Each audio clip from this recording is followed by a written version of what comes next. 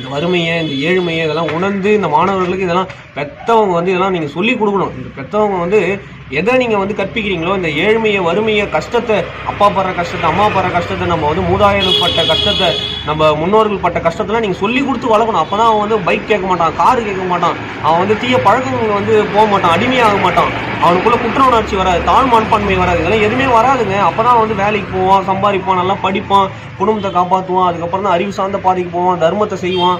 இது எல்லாமே அப்போ தான் வரும். நீங்கள் வந்து ஏழ்மையை, வறுமையை நீங்கள் சொல்லிக் கொடுக்க அவனுக்குள்ளே அப்போ தான் வந்து அந்த தீய பழக்கங்கள்லாம் போக மாட்டாங்க. அவன் தீய பழக்கங்களில் போய் எவ்வளோ மாணவர்கள்லாம் போய் சிதைகிறாங்க, எவ்வளோ பேர் மரணம் அடைகிறாங்க, எவ்வளோ பேர் தூக்கம் மாட்டேறாங்க. ஏன்னா அவனுக்குள்ளே அந்த டிப்ரெஷன், அவன் வந்து காதலால் அந்த டிப்ரெஷன், அவன் அழகு இல்லைன்ட்டு அவன் நினைக்கிறான், அவன் கருப்பாக்குறன்னு நினைக்கிறான், அவன் முடி கொட்டுன்னு நினைக்கிறான், முடி வெள்ளையாகுதுன்னு நினைக்கிறான். இது போல் அவனுக்குள்ளே குற்ற உணர்ச்சி அவனுக்கு குத்தினே இருக்குது. புரியுதுங்களா? அப்போ எல்லாருக்குமே எல்லா குறைகளும் இருக்குங்க, எல்லா குறைகளுமே இருக்குது. ஏன்னா கை கால் இல்லாமல் இருக்காங்க, ஊனமாக இருக்காங்க, கண்ணு இல்லாமல் இருக்காங்க, எவ்வளோ இருக்குது, இருந்துதான் இருக்காங்க. புரியுதுங்களா? நம்ம மேலே இருக்கிறவங்களே பார்க்கக்கூடாது. எல்லாம் மேலே அம்பானி, அதானி, பணக்காரங்க, கோடீஸ்வரங்க, லட்சாதிபதி மேலே இருக்கிறவனே பார்க்கக்கூடாது.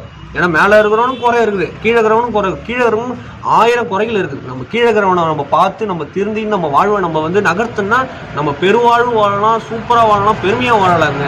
ஏன்னா வாழ்க்கை என்பது வாழதான், சூப்பராக வாழதான். புரியுதுங்களா? நம்ம வந்து தற்கொலை பண்ணிக்கலாம் இங்கே வந்து நம்ம இந்த மனித உடல் எடுத்து வரல. இதை நல்லா நீங்கள் வந்து மாணவர்கள்லாம் நீங்கள் சிந்திக்கணும்.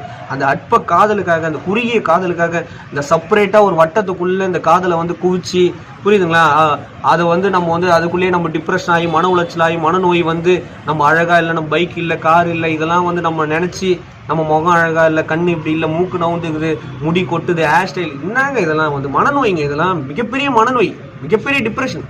அவன் கண்ணே இல்லாமல் இருக்கிறான், காலே இல்லாமல் இருக்கிறான், தவழ்ந்துன்னு போகிறான், ரோட்டில் பாருங்கள், தவழ்ந்துன்னு போய் பிச்சை எடுக்கிறான். அந்த பிச்சை எடுக்கிற கதியெல்லாம் உங்களுக்கு வந்து தான் நீங்கள் சிந்திச்சு பாருங்கள். எல்லாமே உடல், உங்களுக்கு 2 கை இருக்குது, கால் இருக்குது, முகம் அழகாக இருக்குது, எவ்வளோ உங்களுக்கு இறைவன் உங்களுக்கு கிஃப்டாக கொடுத்துருக்காங்க. கிஃப்ட்டு, இந்த வரப்பிரசாதம். இந்த உடலை நீங்கள் வச்சு நீங்கள் மேன்மைப்படுத்தி உங்கள் அப்பா அம்மாவுக்கு பெருமை தேடித அளவுக்கு நீங்கள் வாழ்ந்து காட்டணும். புரியுதுங்களா சொல்கிறது? இந்த இனம் வந்து அப்படிப்பட்ட இனமா, தற்கொலை பண்ணிக்கிற இனமா இது தமிழ் இனம். சிந்திச்சு பாருங்கள், பல பேரை வாழ வைக்கக்கூடிய இனம் இது.